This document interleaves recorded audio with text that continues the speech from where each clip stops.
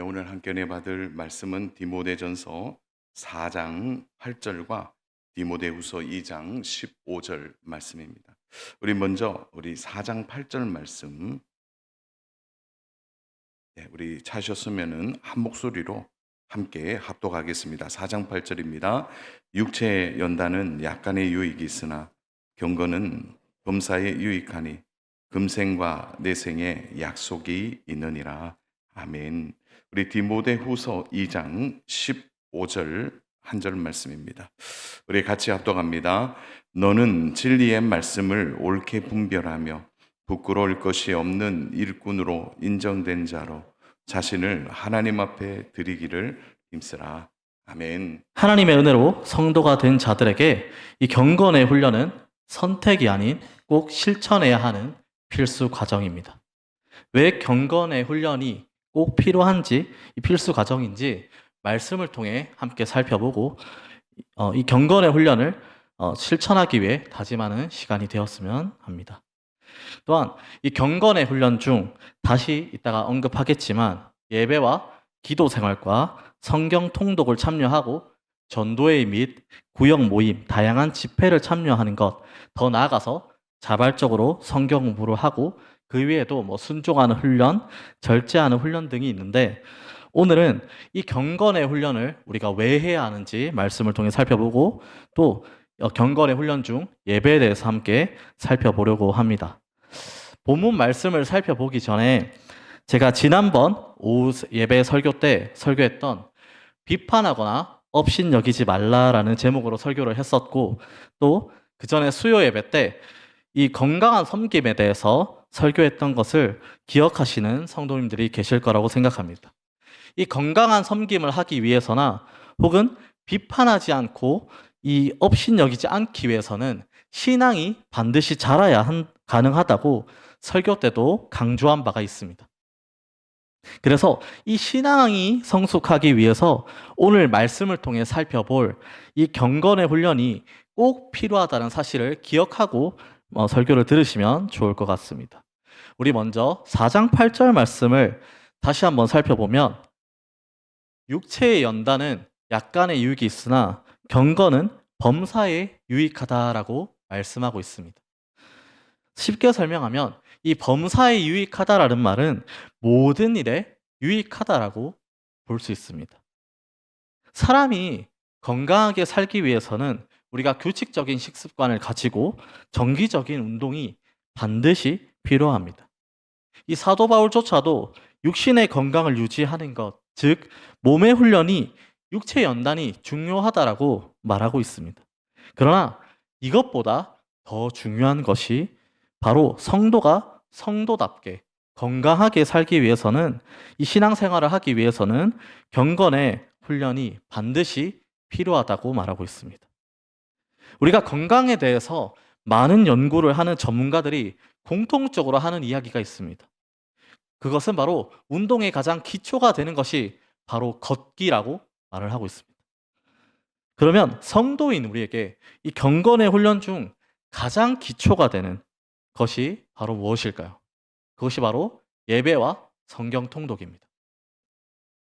이 외에도 성도가 성도답게 생활하기 위해서는 필요한 경건 생활이 있는데 그것이 앞서 얘기했던 기도 생활과 다양한 그런 모임들에 참여해 말씀에 기초해서 모이는 그런 모임에 참여하는 것입니다. 우리 교회는 비교적으로 이런 성경 공부를 하는 모임은 적습니다. 그럼에도 이 주일 예배와 금요 기도회와 수요 예배 그리고 공과 시간 그리고 다양한 형태의 모임을 정기적으로 꾸준하게 마음을 담아서 참여하게 되면 우리의 신앙이 자라게 되고 그 자라는 것을 알 수 있게 됩니다.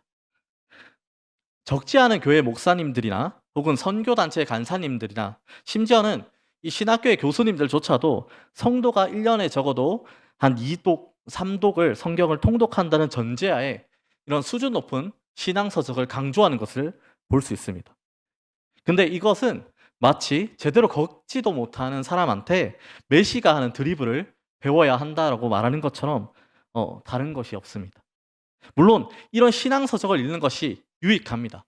그러나 그것보다 더 중요한 것이 있다는 것입니다. 그래서 이 시간 우리 성도님들이 앞서 말한 이 네 가지 예배와 성경 통독, 기도 생활과 각종 모임을 꾸준히 행하는 것을 목표로 올 한 해 생활하셨으면 좋겠습니다.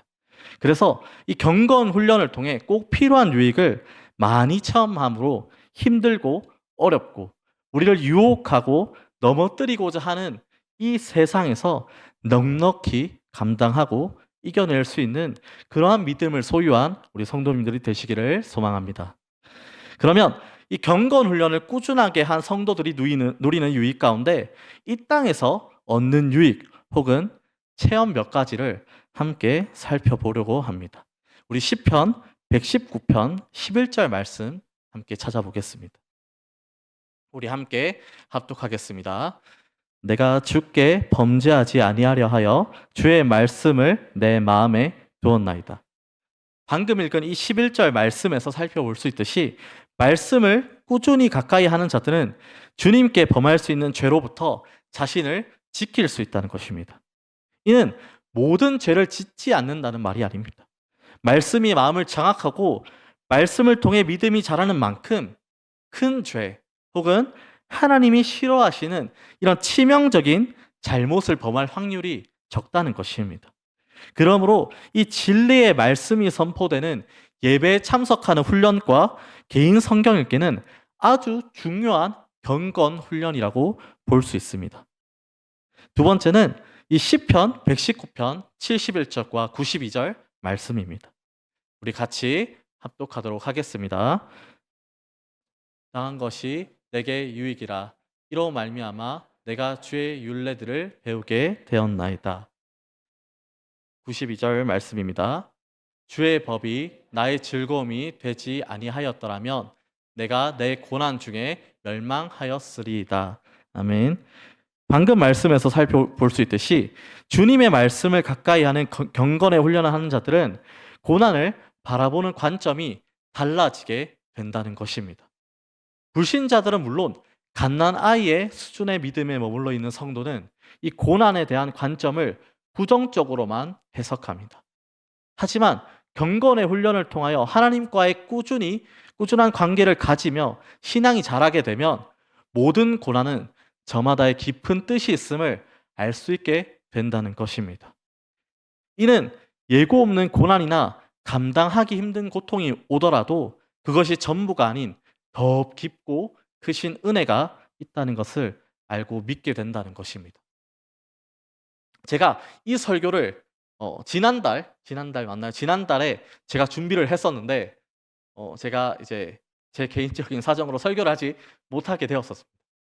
근데 시간이 지나고 제가 오후 예배 설교를 하고 나서 이 말씀을 다시 한번 보게 되었는데 이 말씀을 다시 한번 준비하면서 하나님의 타이밍이 이 타이밍일 수 있겠구나라는 생각을 좀 하게 되면서 이처럼 사람에게 이런저러한 상황들이 어려운 그런 고난들이 올 수 있습니다.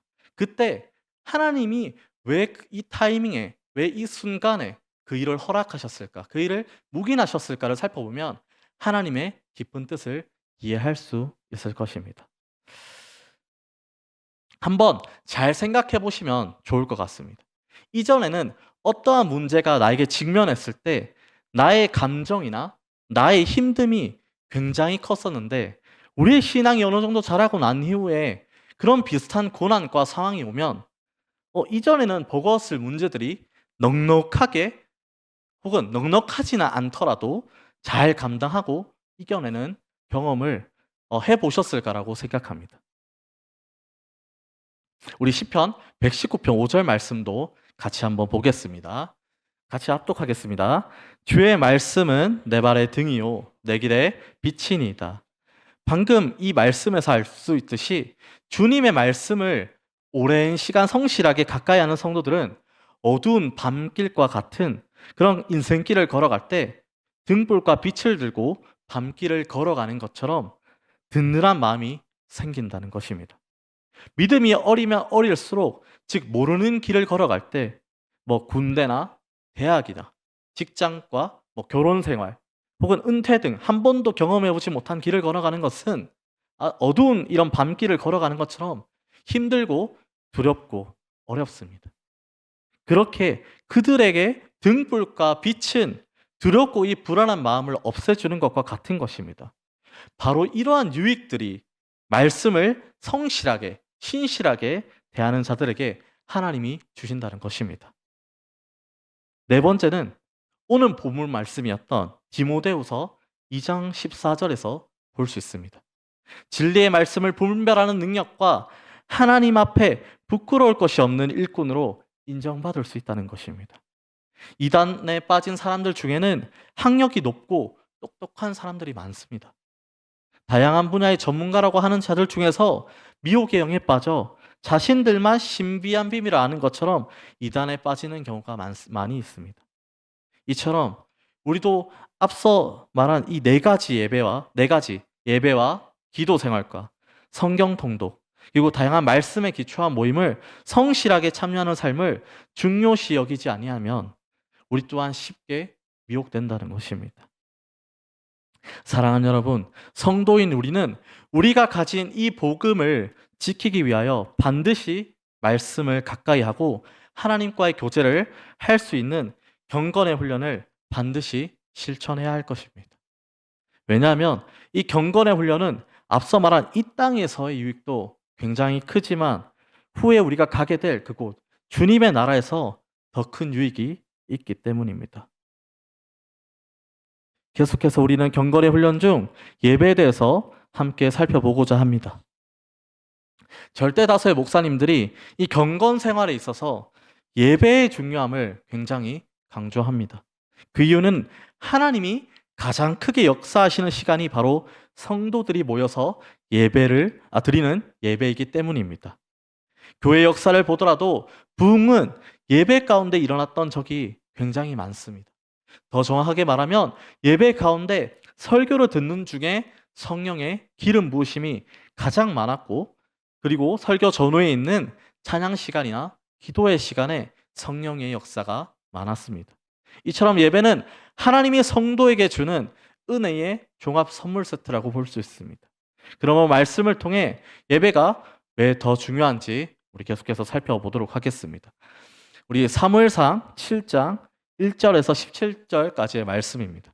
조금 길지만 제가 2절, 여러분들이 1절 우리 교독하도록 하겠습니다. 제가 먼저 읽겠습니다. 기럇 여아림 사람들이 와서 여호와의 궤를 옮겨 산에 사는 아비나답의 집에 들여놓고 그의 아들 엘리야사를 거룩하게 구별하여 여호와의 궤를 지키게 하였더니 궤가 기럇 여아림에 들어간 날부터 20년 동안 오래 있은지라 이스라엘 온 족속이 여호와를 사모하니라.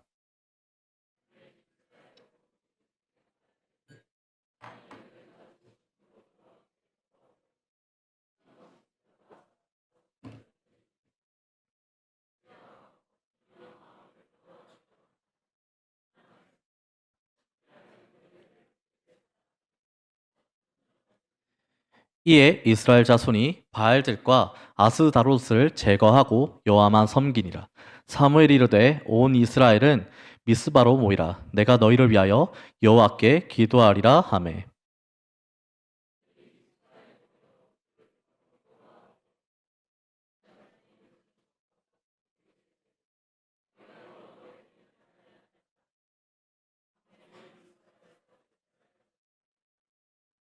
이스라엘 자손이 미스바에 모였다 함을 블레셋 사람들이 듣고 그들의 방백들이 이스라엘 치러 올라온지라.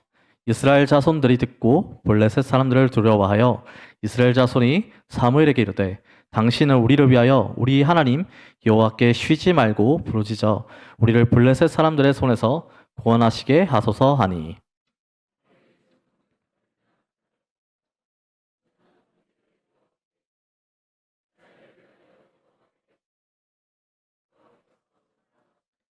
사무엘이 번제를 드릴 때 블레셋 사람이 이스라엘과 싸우려고 가까이 오매 그날에 여호와께서 블레셋 사람에게는 큰 우레를 발하여 그들을 어지럽게 하시니 그들이 이스라엘 앞에 패한지라.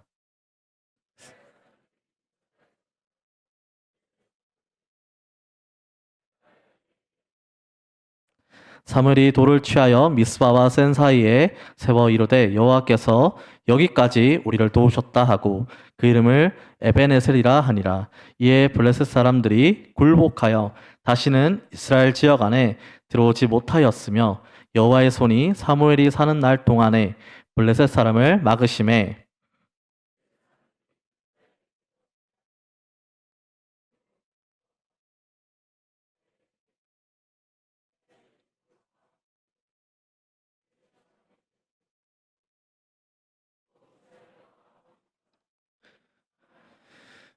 사무엘이 사는 날 동안에 이스라엘을 다스렸으되 해마다 베델과 길갈과 미스바로 순회하여 그 모든 곳에서 이스라엘을 다스렸고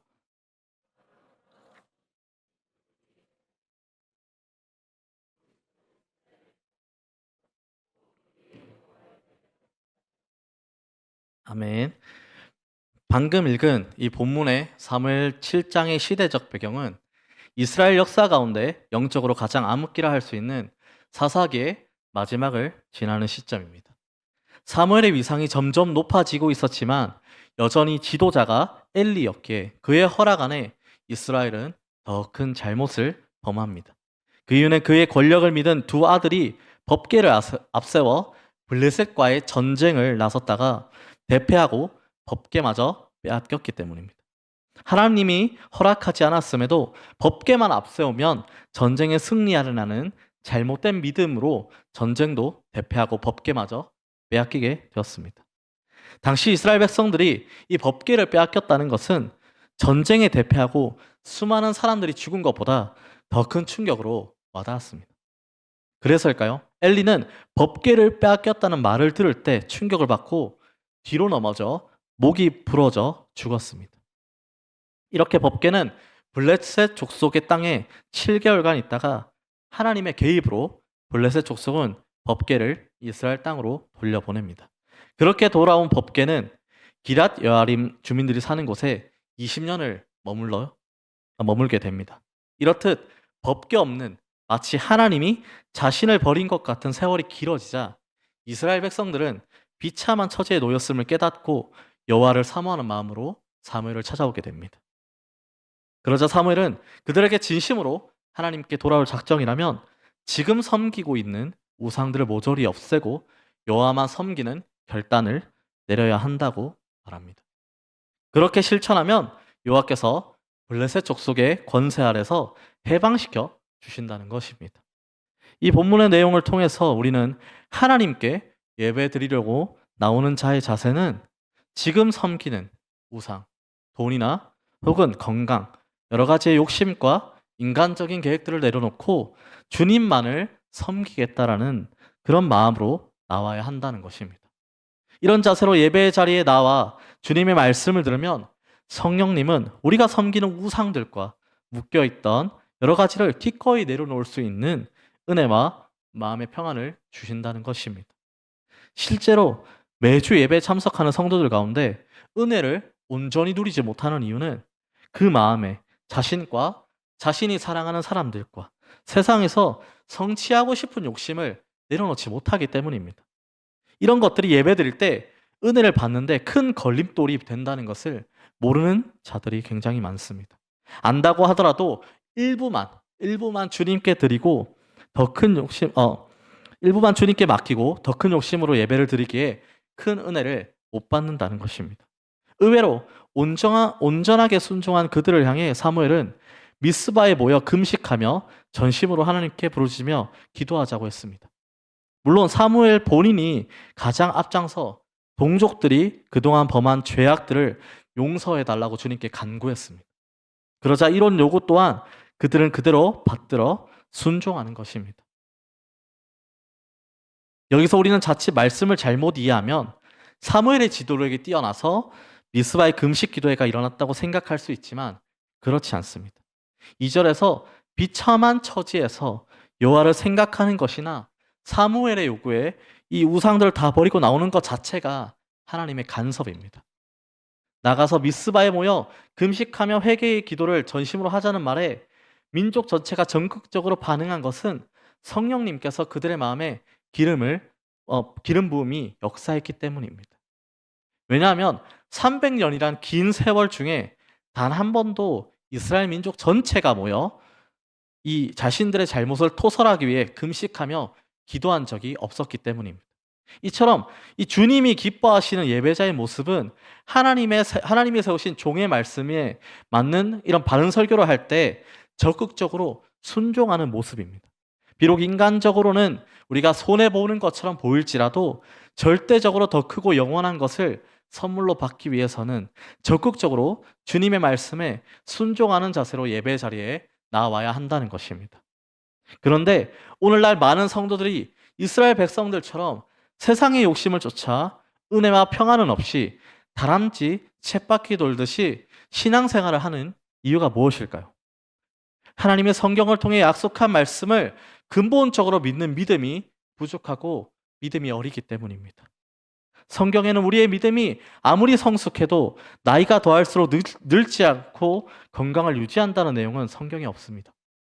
단지 몸의 훈련, 관리를 통해 노화를 잠시 늦출 뿐 그건 불가능하다는 것입니다. 하지만 절대적인 약속은 당장 어떤 방법으로 성도가 죽더라도 그의 영혼은 주님이 계신 낙원에 간다는 약속과 더 큰 약속, 마지막 재림시에 주님이 만드시고 예비하신 영원한 나라에 들어간다는 것과 쇠하지도 썩지도 않는 신령한 몸을 덧입고 많은 상급을 받아 영생을 누린다는 약속을 주님은 우리에게 이미 하셨습니다. 그런데 이런 약속을 성도라도 성숙한 믿음으로 잘하지 않는다면 말씀을 들어도 받아들이지 않는다는 것은 물론 그 가치를 모르기 때문에 중요하게 생각하지 않는다는 것입니다. 간혹 본문처럼 이 성령님이 크게 역사하실 때는 믿음이 어리더라도 압도적으로 예배 가운데 임하시는 성령님의 임재가 믿어질 때가 있습니다. 하지만 믿음이 어린 자들은 예배가 끝나고 일상생활로 돌아가 현실을 마주하면 또다시 흔들리고 넘어집니다. 그렇게 우리는 매주 예배를 드리러 나올 때 하나님의 임재를 기대하며 나와야 합니다. 가능하면 일찍 와서 예배 가운데 성령님이 역사하셔서 내려놓지 못하는 많은 것들을 자발적으로 내려놓는 역사가 일어나도록 기도하고 중보할 수 있어야 합니다. 찬양 시작하기 전에 와서 기도하며 예배를 준비해야만 합니다.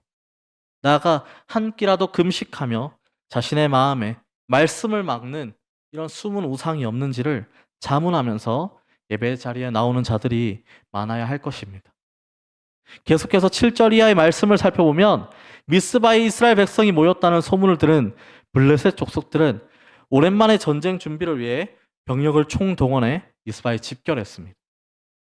그러자 주님께 모여 금식하며 회개 기도를 하던 이 백성들은 무서워하며 사무엘을 찾아와 도움을 구합니다.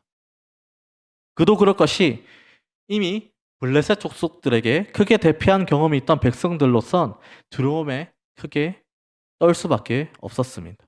더구나 상대는 완전 무장을 했지만 그들은 하나님께 참회의 기도를 하기 위해 모였기 때문입니다.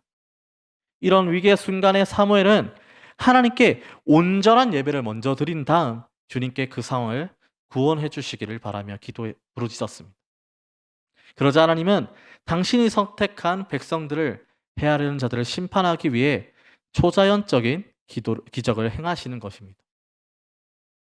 당시에 화약 같은 폭발적인 무기가 없었기에 강력한 천둥 소리에 놀랄 수밖에 없었던 블레셋 족속들은 정신을 잃고 도망가기 바빴습니다.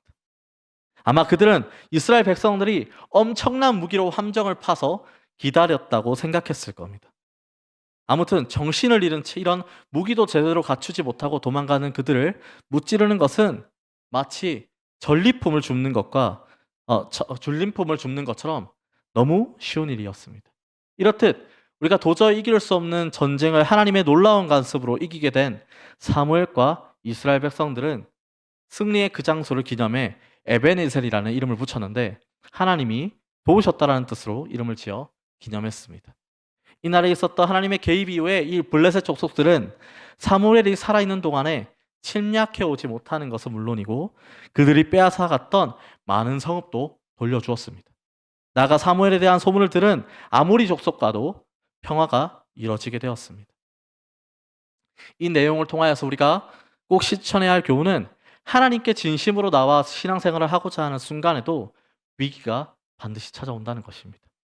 심지어 그런 위기가 상상을 초월해 죽고 싶은 마음이 생길 때가 있을 수도 있습니다. 그러나 그럴 때도 이 사무엘처럼 하나님께 주님에 대한 철저한 자기 희생과 헌신을 다짐하는 자세로 드리는 예배와 같은 온전한 예배를 드리는 모습을 실천하기 위해 우리는 힘써야 한다는 것입니다. 사무엘처럼 우리도 먼저 온전한 예배를 드린 다음에 하나님의 도우심을 구하며 간절히 기도할 때에 모든 상황을 다 아시는 하나님께서 이미 개입하셔서 적절한 순간에 기적을 체험하도록 해주신다는 것입니다. 우리는 잊지 아니해야 합니다. 아벨부터 신실한 믿음의 사람들이 하나님께 제대로 된 예배를 드리기 위해 얼마나 큰 희생을 기꺼이 드렸는지 잊어서는 안 될 것입니다. 또한 이것이 단번에 이루어진 것이 아니라는 것입니다. 하나님의 은혜로 좋은 시대를 만나 우리가 자유롭게 예배를 드릴 수 있는 축복은 보통 은혜가 아닙니다. 하지만 아무리 발전된 시대를 만나 마음껏 설교를 들을 수 있는 기회가 주어져도 진리를 선포하는 설교자를 분별할 수 있는 능력과 그 설교를 온전히 받아들일 수 있는 성숙한 믿음이 없다면 큰 은혜를 간직하며 삶으로 이어갈 수가 없다는 것입니다. 결국 우리의 심령에 임재하시며 깊은 깨달음을 주시기 위해 신실한 종을 예비하시고 무대까지 만들어 주시는 분 또한 하나님이심을 우리는 잊지 않아야 합니다. 그러므로 사랑하는 우리 여러분, 성도의 경건 생활에 있어 가장 큰 은혜를 받을 수 있는 예배를 경건의 훈련 중에 믿음의 크기와 관계없이 우리는 가장 우선순위로 두어야 할 것입니다. 절대로 하나님이 기뻐하시는 예배는 단번에 드릴 수가 없습니다. 믿음 자체가 서서히 자라는 것처럼 예배 또한 수많은 시행착오를 거칠 수밖에 없습니다. 그렇게 지금부터라도 우리가 매주 예배의 자리에 나올 때마다 자신의 부족함을 인정하며 온전한 예배를 드리겠다는 자세로 나와야 할 것입니다. 이스라엘 백성들이 미스바에서 도망가지 않고 사무엘을 통해 하나님의 도움을 구했듯이 우리 역시 매주 드리는 예배 자리에 나올 때 모든 문제의 해답은 물론 해결할 수 있는 능력까지 오직 하나님께만 있다는 사실을 믿으며 나오기를 소망합니다. 그래서 이 에베네셀의 하나님이라고 고백했던 그들처럼 우리 역시 진실된 마음으로 예배를 드리기 위해 힘써야 할 것입니다. 단번에 되지 않고 시행착오를 거치면서 예배를 드리다 보면 아벨이 드렸던 예배처럼 드리기 위해 매주 힘쓰다 보면 어느덧 우리도 모르는 사이에 주님의 말씀에 전적으로 순종할 자세가 되어 있을 것입니다. 사랑하는 여러분, 말씀을 정리합니다. 사람이 건강하게 살기 위하여 정기적으로 운동을 하듯이 성도인 우리에게는 이 경건의 훈련이 반드시 필요합니다. 하지만 이 경건의 훈련은 단번에 이루어지지 않습니다. 많은 인내와 몸의 훈련이 필요합니다. 그 시작이 바로 예배입니다. 예배 나와서 우리가 매번 100% 말씀을 듣는 것에 집중해서 말씀 가운데 은혜를 매주 누리면 좋겠지만 우리는 연약하기에 쉽지 않습니다. 그렇게 우리가 드리는 수요 예배와 금요 기도회와 주일 예배를 매주 빠지지 않고 참석하는 훈련을 성실하게 하며 더 나아가서 전심으로 예배를 드리는 훈련을 함으로 예배에서 은혜를 풍성히 누리는 우리 성도님들이 다 되시기를 진심으로 소원합니다. 이렇듯 주님이 기뻐하시는 예배만 제대로 드려도 하나님은 참으로 기뻐하실 것입니다. 나아가 온전한 예배를 드리는 자들을 위해 하나님은 미스와 같은 에베네셀과 같은 기적도 적절한 순간에 체험토록 하실 것입니다. 그러나 그런 체험과는 상관없이 매주 온전한 예배를 드리게 노력하는 것은 자녀된 자들의 마땅한 도리임을 알고 앞으로도 주님이 기뻐하시는 예배를 드리기 위해 전심을 다하는 저와 여러분들이 다 되시기를 소망합니다.